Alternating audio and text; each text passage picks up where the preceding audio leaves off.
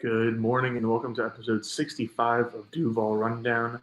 My name is Gus Logue. Today I will be, aka, or technically was joined by Mia O'Brien. She is on vacation right now, so we recorded this episode on Wednesday afternoon, but I believe all the information is still relevant, so I'm going to go ahead and click play on the recording.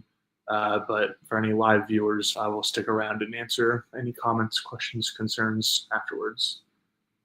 Alrighty, here we go. Wednesday, but we are flexible over here at 1010 XL. I'm really excited about today's episode because me and I are going to be trying out a new format.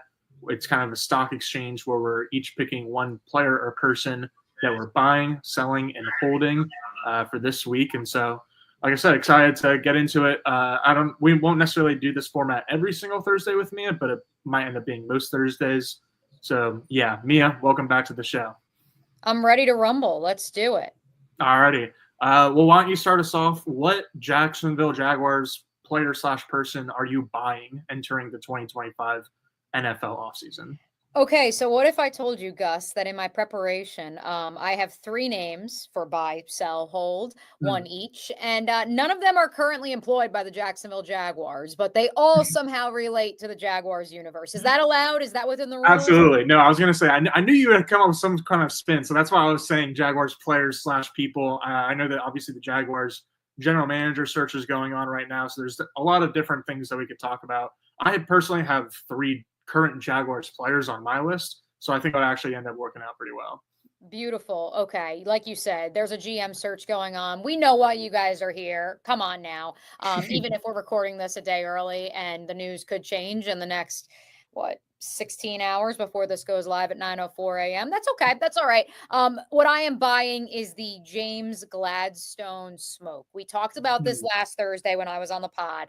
The number of people that came out of the woodwork to vouch for this 34-year-old director of scouting strategy with the Los Angeles Rams, to me, was confounding. I have never had so many people, including people who were some of the first to really tip me off to, hey, the situation in Jacksonville, not so tenable, and these are the names you need to keep an eye out for, including Liam Cohen. Many of those same people came to me and said, this is someone who I would follow into battle. Age is just a number. He is someone who changes the math. He is someone who is involved with where the NFL is headed.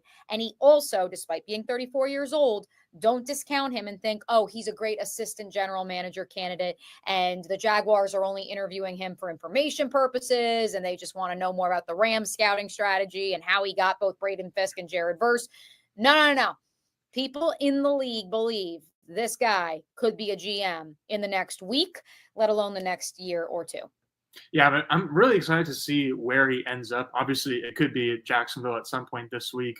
It kind of feels like he and Ian Cunningham from the Bears are kind of the top 2 front runners for the Jaguars. But if he doesn't get hired in this cycle, I definitely think, this is a little bit of a cliche that we've used, or at least I've used, is that like all these general manager candidates are going to be general managers at some point. It's not a matter of if, it's a matter of when. And so I'm excited to see when that actually happens for Gladstone, because I think that obviously it makes sense that he's got the connection with Liam Cohen.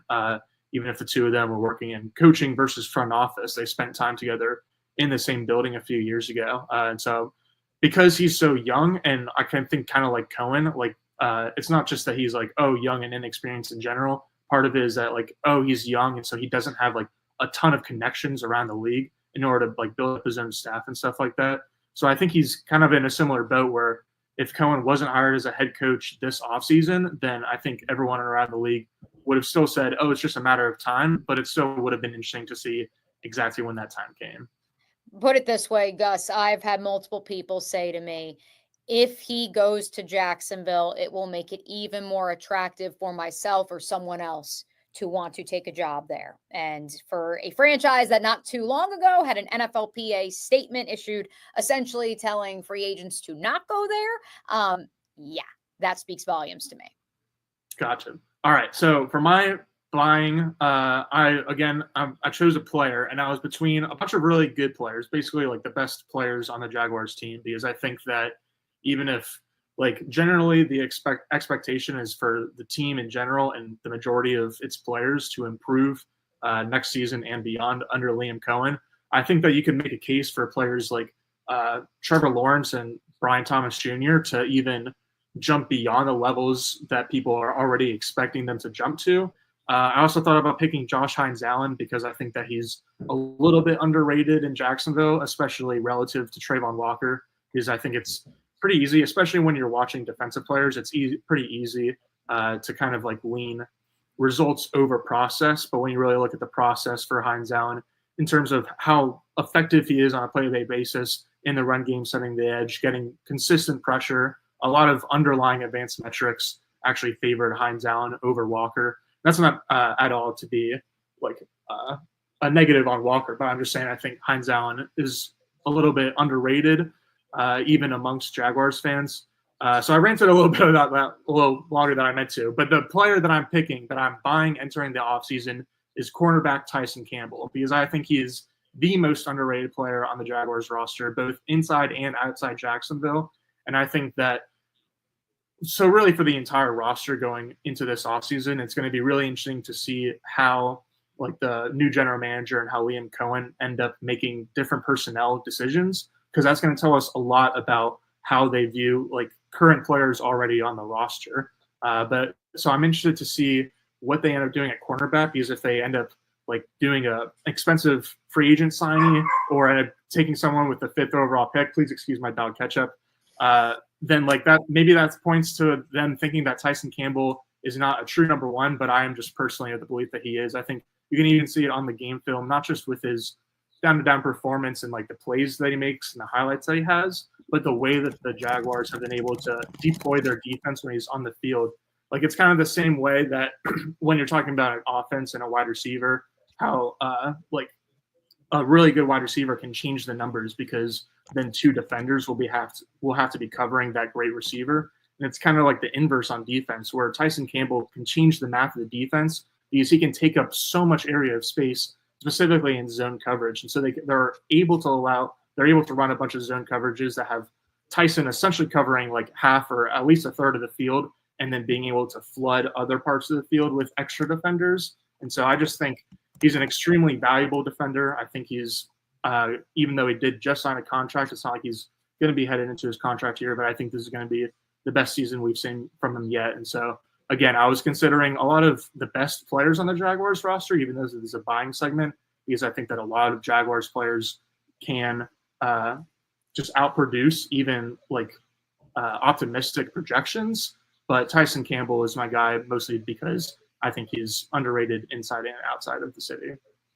I can't wait for, and I'm very glad that this is a Thursday. With all due respect to our wonderful multimedia team at 1010XL, I'm glad that Young editing this, because I know that he's going to have fun with my dog Ketchup, and definitely going to somehow fit that into some segments on social here in the next 24 to 48 hours. I'm also glad that you're buying Tyson Campbell, Gus, because my selling, please don't be offended, I'm selling the Travis Hunter dream. I am all in on the Jaguars using the 5th overall pick with a player from the trenches. Yes, I'm not on the T-Mac train. I think that this is, while not the most deep class at the wide receiver position, because you're saddled with Gabe Davis for another year, because the pipe dream of T. Higgins, if only in our fictitious mind, still exists. And I think you could ultimately perhaps find someone else on the open market if you really needed to fortify the wide receiver room through a veteran pickup, as opposed to drafting a young guy who would succeed Gabe Davis. I think you get that guy from down the road. His name is Pat Bryant. His Twitter handle is literally Duval Pat, which should be a lot of fun. That's a story for another time. I'm selling the Travis Hunter dream, though, not just Gus, because we have heard Liam Cohen. We have now heard EVP Tony Baselli ad nauseum discussing the trenches and the need to build this team and its next iteration through the trenches, but also because I've now heard from enough people around the league who have questions about Travis Hunter's ability to truly be a man corner. There's a belief that part of why Colorado the defense coordinator from Cincinnati, with the Bengals, who they brought in this past season, and now he's back with the Bengals, was because Deion Sanders knew he had to run a zone defense because it would maximize Travis Hunter's skill set. And knowing the Jaguars back in 2021 spent big free agent money on Shaq Griffin and Joe Cullen run a man-to-man defense, only for A, Shaq Griffin to be a zone corner, and B, a young Tyson Campbell to struggle 6-7 games, and the team having to completely revert its defensive philosophy to a predominantly zone scheme. I don't want that to be the case here in Jacksonville, despite the fact that, yes, Travis Hunter is a generational talent and he can play multiple positions. And I say all this now, and I know there's some of you who are going to say that I will be ruining the day and I will be regretting this down the line and yada, yada, yada. I look right now, and I have it pulled up right in front of me. I've got PFF's big board as of this, writing on, mid-month of February 2025, and it's going to fluctuate. I have Daniel Jeremiah's initial top 50 also in front of me. And there are at least 5 corners in both of those big boards in the top 50. I believe the Jaguars' sweet spot to get that corner who will complement Tyson Campbell will not come in free agency. It will come in the 2nd or 3rd round of the NFL draft. There's some very interesting names, and that is without even addressing the Will Johnson point of view of, hey, if somehow, some way, someone wants to come up to 5, which, again, don't bank on that if you're the Jags. I would say let's go offensive, defensive line. Mason Graham's there, sprint to the podium. If he's not, have a real hard, long thought about Will Campbell and can you kick him inside to guard? But ultimately, if you were to trade down, I'd be okay with Will Johnson. I need to see how he runs. If he runs a 4-4 or a 4-3, then I'd be comfortable taking him at 5 as well, because he is a true man-to-man corner. And I've heard that from enough people now. And that in terms of, you've said it on this program that you think he's a Pat Surtain clone. Like, in terms of your lockdown, he goes opposite Tyson. You set it and you forget it. You're going to get that with Will Johnson. And I think it will complement and it will exemplify his skill set in Anthony Campanelli's defensive scheme. Yeah. I also like that you're saying that selling Travis Hunter, but also like maybe cornerback at number 5. He's like, I think that the Jags don't really need another quote unquote shutdown guy because like when you have 2 just like absolute, like say superstars or at least star cornerbacks, it's like not necessarily an over allocation of resources. I don't want to get that far, but like you already have one hypothetical like math changer in Tyson Campbell. And so I don't think you necessarily need to you certainly need to add to that group and definitely improve the depth there. But I don't know that I think that they have a top end talent guy at cornerback. And I think that you need one. And if you have 2 or even 3, then that's really great. But you really need one. And so I think it really helps the Jaguars that they have that one. And that would allow them the flexibility to not pigeonhole themselves into drafting Travis Hunter if he were there at 5 or Will Johnson. I think it would be really interesting to see whether they go offense or defense, assuming kind of cornerback is off their board. Because on one hand, there's going to be, I think, probably 3 or 4 defensive linemen or at least front 7 players who might be at the top of their board. But at the same time, it is going to be like a team carried out in Liam Cohen's vision. And so it'll be interesting if they reach a little bit on a guy like Will Campbell, not that would be a big reach, or even Tech McMillan. But I just feel like technically the best player available is going to be a defensive player. So I'm just interested in whether they'll go with a defensive player or try to build up Liam Cohen's offense. And I do want to note from Daniel Jeremiah of the NFL Network, he tweeted this out earlier in the week. Last year at this time, I had potential starter grades on 12 defensive tackles. This year, I have 24 of them. I agree with that sentiment. I don't think that should be a reason to not sprint to the podium if Mason Graham is available. Ultimately, he is your double to the wall. And wouldn't you rather have a double to the wall than gamble, hold off on drafting a defensive tackle and say, well, it's a deep position, I'll find someone in round 3. And what happens if there's a run after you pick in the 2nd round and now all of a sudden you're caught with your pants down? And so for me, I would much rather take one of the few blue chip prospects in this class if I have the ability to do so, even if, yes, it's not perhaps the most pressing need since you did draft Mason Smith. Eric Armstead is still under contract, but at the same time, it will set you up for the next 10 years. Yeah, and even if it is a deep defensive tackle class, it's still top heavy in that every defensive tackle class is top heavy with the interior pass rushers. I said this a couple of shows ago, but you simply don't find interior defensive linemen with pass rush upside past the 1st round, unless it's someone like Chris Jones with off-field issues or Mason Smith with injury concerns. Like those guys are just very rare, and for that reason, they're snatched up quickly in the NFL draft. So that makes a lot of sense. And for corner, I've said this before on the show too, that I think that because you already have a star in Tyson Campbell, it makes sense to kind of like maybe like take a flyer on a veteran guy like Ronald Darby, which ended up being a big whiff, but I think it was still a good swing at the plate, and then take some swings at the plate in the draft, which they did. And it seems like they hit on Jardian Jones, and then DeAndre Prince. It's kind of too early to tell. He just wasn't really able to get on the field last year because there was guys in front of him. So I think that's the approach. And I also think that's the approach for interior offensive line. The player that I'm selling on the Jaguars is Brandon Sheriff, because technically I think he's still under contract, but he has a void year for 2025. And so at least my expectation is that the Jaguars are going to let that void year process, and he'll become a free agent and hit free agency and likely not return for the Jaguars. And so I'm selling Sheriff because I don't expect him back with the team.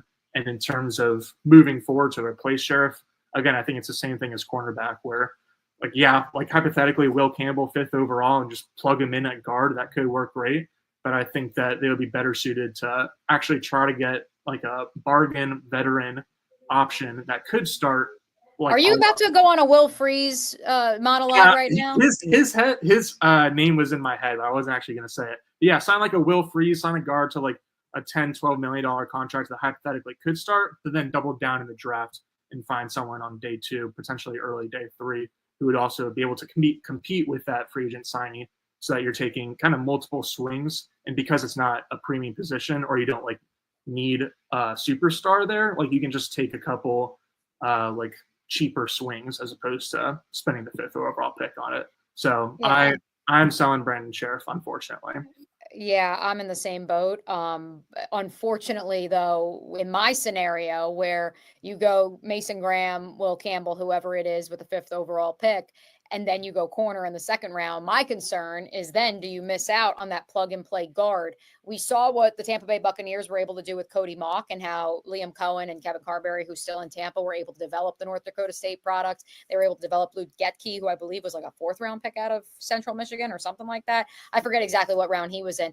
Point being, I have faith in Liam Cohen in developing a 3rd or a 4th round guard. At the same time, knowing that in my household, we have already started to say we are very much in the Gay for Gray campaign, because we love a certain guard, a certain offensive lineman who can play all 5 positions. Many consider him the Graham Barton of this year's draft class.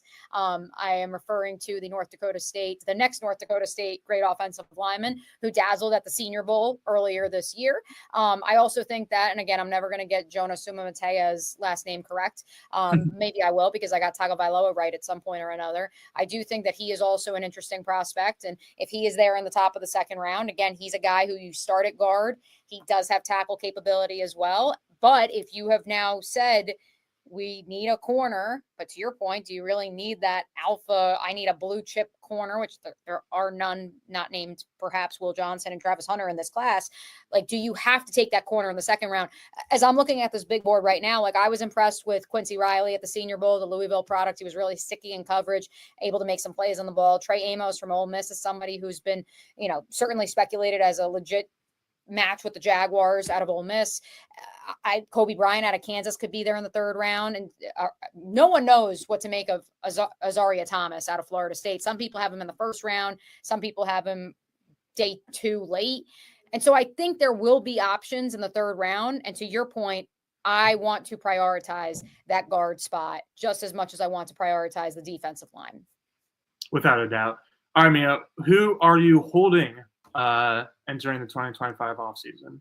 We're going to bring my 3 picks full circle. I am still going to hold on to the idea of Ian Cunningham. Now, I went on Helmets and Heels on Wednesday, and I so eloquently called out those on Twitter who are clamoring for this idea of Ian Cunningham as your future general manager of the Jacksonville Jaguars and James Gladstone, the assistant GM, because again, I've had enough people tell me they believe Gladstone wants the full kit and caboodle. He wants to be the GM, and there are people in the league who believe he is ready for that moment. And so I don't want to say that that's the only way you get your cake and eat it too.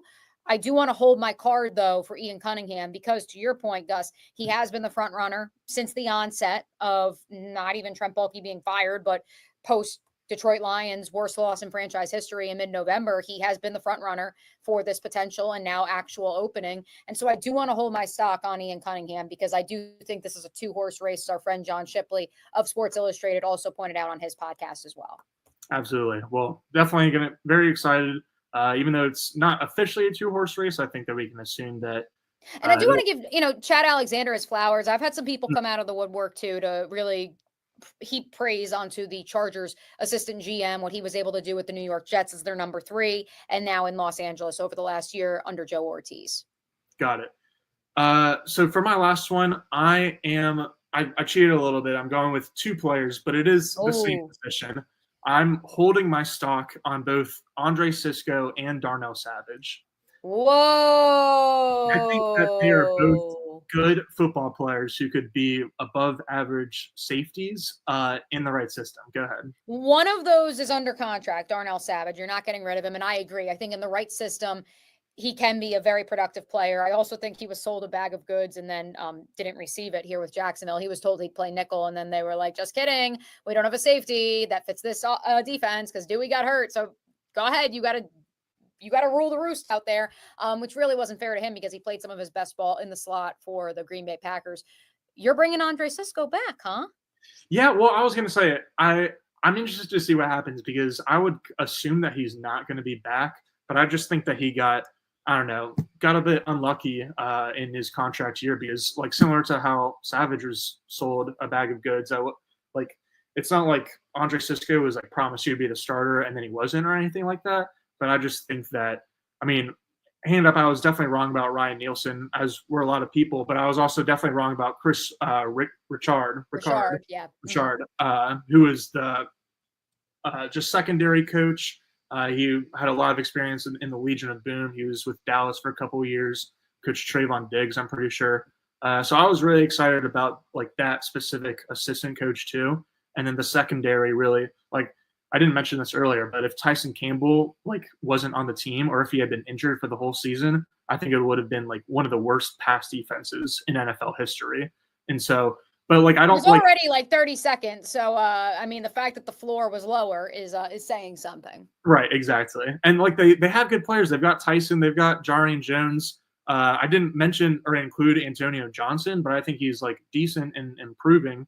And so I think it was really just they were let down by coaches and more than anyone else, probably Andre Cisco. And he had some pretty ugly coverage busts, but the coverage busts were I think most of them were him not reacting quickly and being a little bit unsure about whether it was his assignment or not his assignment, but just what, not even what he was supposed to be doing, but what the whole play was, what the purpose was and where everyone was supposed to be. So I think with just better coaching, better communication, I think that Andre Cisco, I'm not necessarily buying his stock, but I was he was maybe one of the only true college prospects I really liked coming out of college that ended up landing with the Jaguars. So I've been a fan of Cisco since he came out of Syracuse in 2021, I believe. Might have been 2020. I think it was 2021. Yeah, 21. No, it was 21. He just was hurt most of yeah, and he was on having a breakout season in 2023 until he got injured, and then all of a sudden he just never really got back there. So I'm going to hold my stock on Andre Cisco, and then you summed up what I was going to say about Darnell Savage pretty well. That I think that he would be really good as a slot defender. Throughout his career, including in college at Maryland, he's been a lot better, kind of closer to the line of scrimmage and being able to react immediately and trigger to the ball. And so I think if he's still the strong safety and you have him down in the box and stuff like that, then you can still put him in positions to succeed. But yeah, again, I think those are just 2 talented football players who could really shine in the right system. And so I'm holding my stock on those 2 safeties. It'll be curious, especially knowing here at 1010XL, we're going to be rolling out of a series, not to spoil it, on social of who are you cutting, who are you keeping? And I think Andre Cisco's name, although he is a pending free agent, so you can't cut him, but would you keep him? That question is going to be asked here in the next few weeks. I know, man. I know my answer. I know I would, but we'll see. It always comes down to money. So I don't know. But Mia, thanks again for joining. You got any lingering thoughts? Anything you got to get off your chest or out of your notebook? Anything before you get out and get in vacation mode? No, I honestly, I know people have been asking, and I feel like my notebook right now is a little, I don't want to say like empty, but I was told during that first week, if you remember when the Jaguars were doing first round head coaching searches, I was told by multiple parties that they were very impressed with how close to the vest the Jaguars played their cards and how professional they kept that search. And that was when Trent Baalke was still in the building. And so that's why I think that the organization is once again doing a great job of confidentiality, preventing any leaks or anything like that. Not a ton of buzz. And now, as I say that, and of course we had to record, and you were gracious enough to let me record, Gus, since I do have to head out on vacation on Thursday. Now I'm definitely going to have some sort of breaking news here tonight, and we're going to end up having to re-record this, but that's fine. That is a-okay. And if so, I'll be driving around somewhere tomorrow. And if they hire the GM, which again, I have that bit of solace as I head off on vacation. Jonathan Jones, who's been as plugged in as anybody with the Jaguars GM search of CBS Sports, reported on Tuesday that the first round interviews are this week, finalist interviews the first half of next week, the hire the second half of next week. That matches up with what I've been told, and that's my expectation, so I can actually enjoy my vacation this weekend. Sweet. Well, hopefully they do end up hiring the new general manager at least before next Thursday, so we can have you on next Thursday morning to talk about it with you. But yeah, thanks again, Mia. Until next time. Alrighty, I'm back. Thursday version of Gus. Really, the only question I think I saw in the comments was a direct question was asking about whether the Jaguars from Job Clark on YouTube, any chance we can trade one of our interior defensive linemen if we plan on taking Mason Graham, the defensive tackle out of Michigan?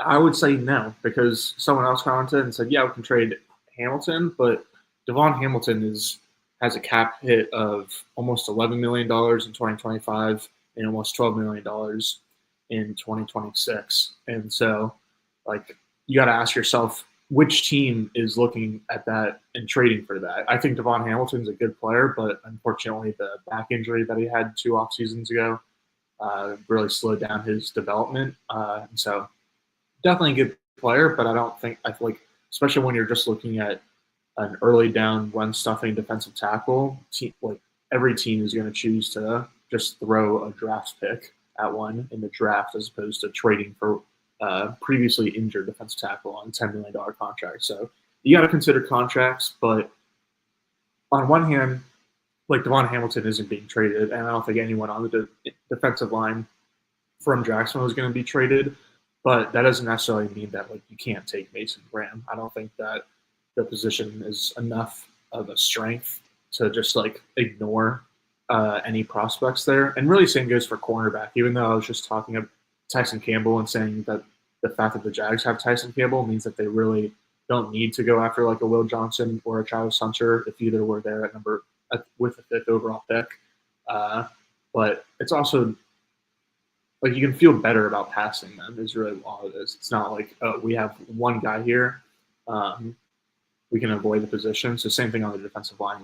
They have Mason Smith, who hopefully everyone's hoping that he'll continue to develop and turn into a true pass rusher there. And they do have Eric Armstead, but you can still make a strength a further strength. So can't really trade any of those contracts, but shouldn't stop you from adding there. All